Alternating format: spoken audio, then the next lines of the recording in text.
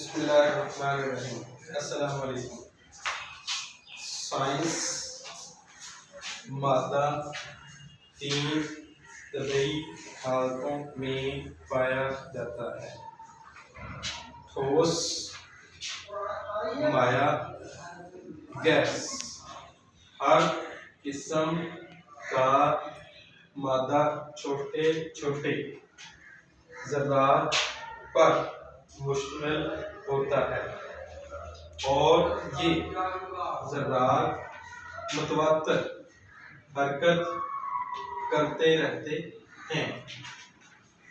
ठोस अशिया के ज़रात एक दूसरे के साथ तरतीब में मजबूती से जुड़े होते हैं।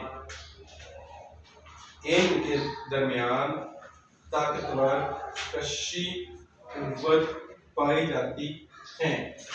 ये मुस्तकिल जगह पर रहते हुए टकराते हैं। ठोस अशिया को दबाया नहीं जा सकता।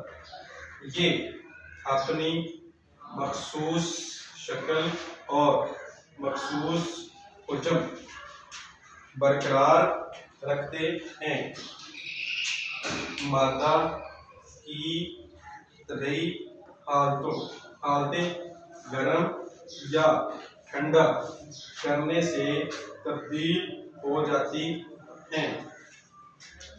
पिघलना, जमना, उबलना, तब्दील और तकसीर जैसे अवामल मादा की हालतों में तब्दीली के दौरान वक़ूअ पज़ीर होते हैं।